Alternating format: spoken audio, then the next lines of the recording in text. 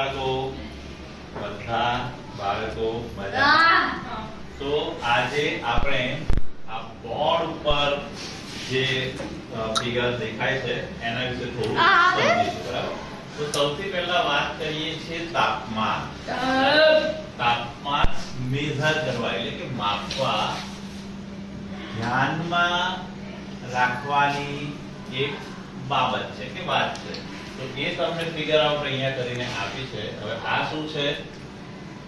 Thermometer, બરાબર? આ thermometer છે. તો ધારો કે આ આપણે પ્રવાહીનું તાપમાન માપવું છે. તો આ જે થર્મોમીટર છે એ પ્રવાહીના સંસર્ગમાં એટલે કે એના સંસર્ગમાં હોવું જોઈએ. જો આવી રીતે હોય કે આ જે લિક્વિડ છે, પ્રવાહી છે, નીચે છે અને થર્મોમીટર છે ઉપર છે અને અહીંયા કોઈ કોન્ટેક્ટ થતો નથી, તો એ સારું નથી, બરાબર? એ સંપર્કમાં ના હોય તો તમે મેજર કરી શકો નહીં. તો આ એક બાબત હતી. હવે તમે બીજી વસ્તુ અહીંયા જોઈ શકો છો કે ઘન એટલે કે સોલિડ પદાર્થમાં જે ઉષ્મા છે એનું વહન થાય છે.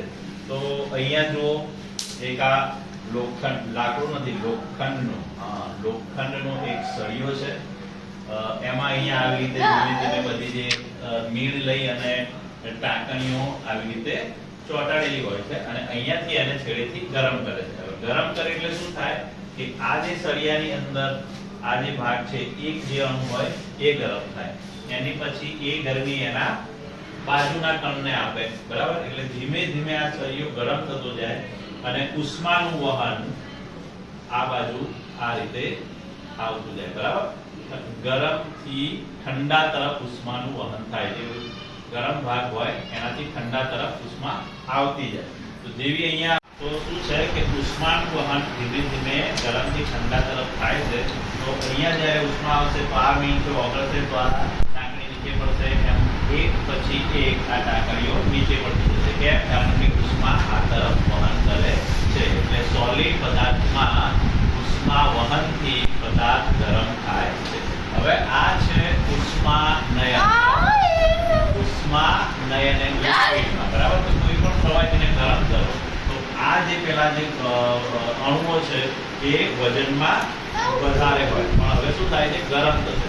હવે આ અણુઓ ગરમ થશે એટલે એનું જે વેઇટ છે એ હલકું થશે. એટલે આ અણુઓ ઉપર જશે અને આ જે ઠંડા અણુઓ છે એ પાછા નીચે આવશે.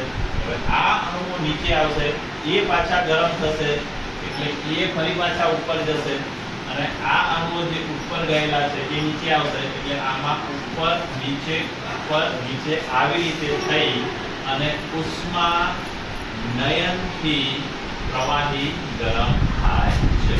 Okay, get it? So you can understand very well. Okay guys, ખબર પડી ગઈ?